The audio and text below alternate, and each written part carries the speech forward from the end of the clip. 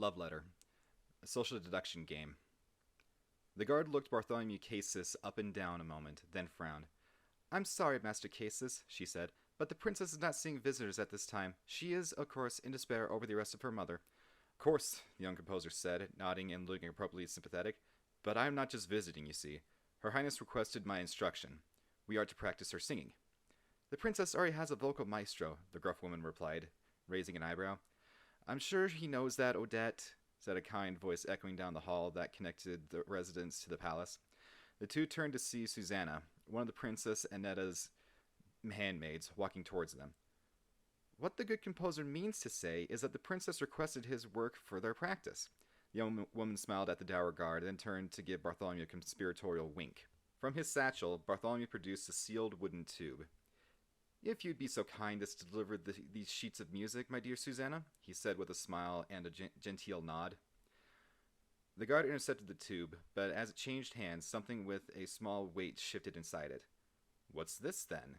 The guard asked, jostling it next to her ear.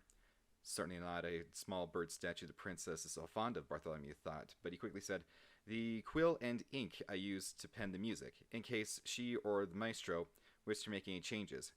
I always deliver some with a new composition. Susanna gently took the case from the suspicious guard. Oh, would you stop, Odette? It's just some music, she chided playfully. I'll see that milady gets these, she added with a hand on Bartholomew's arm. I'm sure she'll be eager to see the contents. Hi everyone, and welcome back to The Green Gamer. My name is John, and today we're going to be going over the social deduction game, Love Letter. This game is actually a lot of fun. Essentially, you as the players are trying to get your love letter to the princess, and the other people are trying to get their letter to the princess first.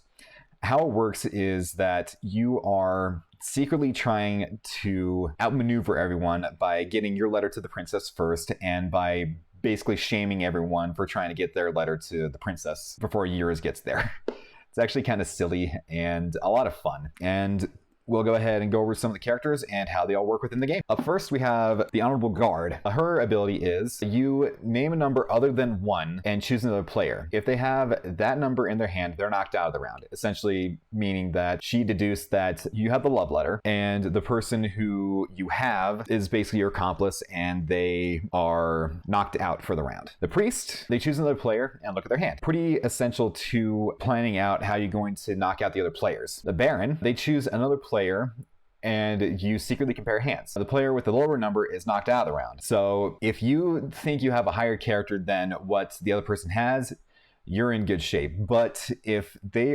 themselves are a pretty high character, you basically outed yourself as having a really high numbered card. The Handmaiden, she basically protects the princess's privacy, and you cannot be affected by the abilities of the other players for the rest of the turns until it gets back to you, which is really handy if you don't want to get knocked out.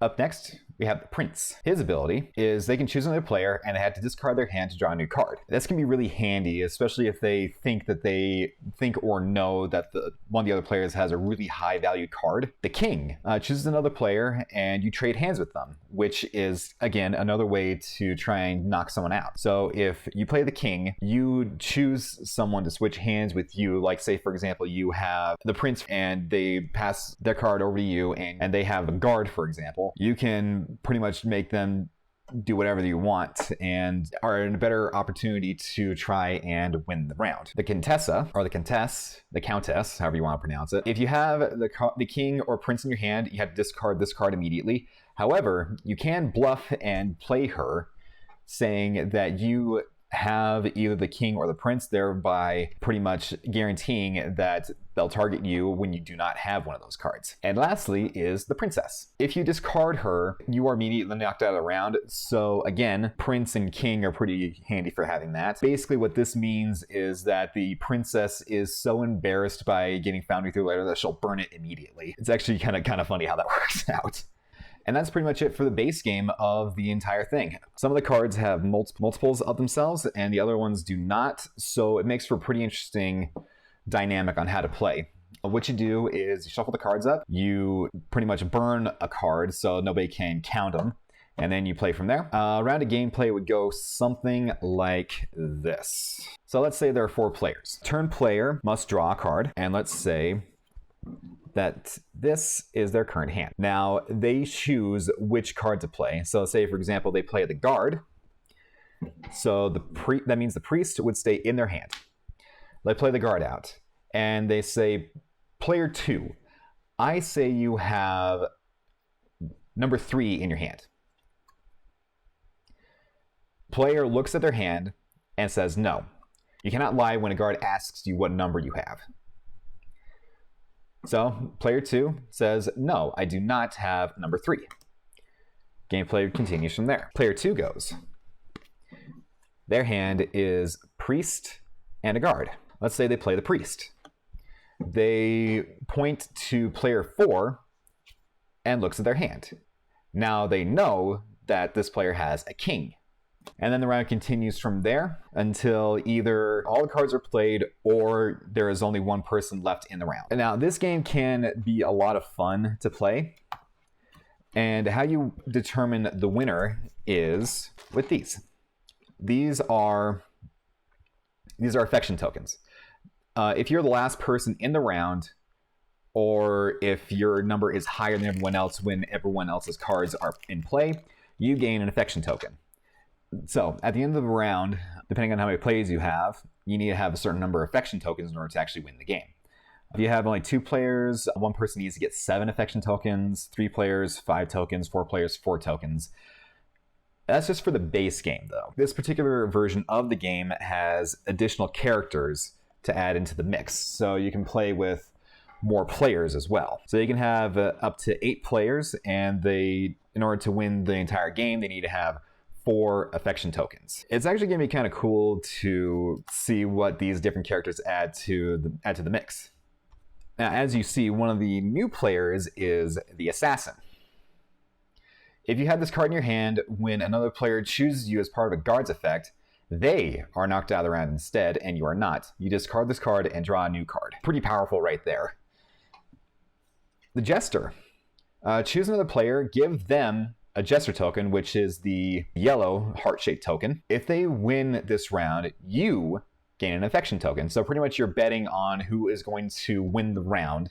And if they win the round, you also win, essentially. It's actually kind of funny because, the Jester is always making jokes, making everyone laugh. And the affection is shared all around. Cardinal, choose 2 players. They must trade hands, and you look at one of their hands. That can really mess up some players' plans, so you can even choose yourself to trade hands with someone, and then that actually wouldn't do you any good because you have to look at the other player's hand. So essentially what that is you now have a leg up on the rest of the players. The Baroness. You choose 1 or 2 other players, and you look at their hand. This, again, gives you a huge advantage over the other players, thereby making sure that you are more likely to come out on top of the round. Up next, we have the Sycophant. His ability is choose any player. If the next card played has an effect that requires 1 or more players to be chosen, they must choose one of them. Essentially what that means is, let's say somebody plays a guard card. The Sycophant pretty much guarantees that that person has to be chosen as part of that ability. So instead of the guard choosing, they now had to choose the person that the Sycophant chose instead. Up next, we have the Count. Their ability is that if this card is in your discard pile, your personal discard pile, at the end of the round, add 1 to the number of the cards currently in your hand. Resolve ties normally. So say, for example, you have the Count you played the Count, and let's say, for example, you have also played the Prince. The Prince is a 6 instead of a 5, meaning you have a better chance of actually winning. Up next, we have the Constable. With him, if this card is in your discard pile 1, you are knocked out of the round, you gain an affection token. So essentially, he guarantees that you have a token no matter what.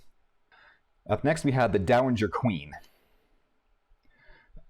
Choose another player. You secretly compare hands with them. Player with a higher number is knocked out of the round. So essentially the exact opposite of the Count. So if you know you have a lower card than them, then it's pretty much guaranteed that they're going to be knocked out of the round. And lastly, we have the Bishop. Name a number other than 1 and choose another player. If they have that number in their hand, they gain an affection token. They may discard their hand to draw a new card. The princess beats the bishop at the end of the round. So essentially the only thing that can beat the bishop in terms of when it comes to the end of the round is the princess. So if somebody else has the princess, they automatically win, and the bishop does not. And with all that said, this game can be pretty fun. Now, I was unable to actually find this particular version of the game on Amazon, so I found 2 different versions that's going to be linked down in the description below. Thanks for coming by and having some fun, and until next time, GG's.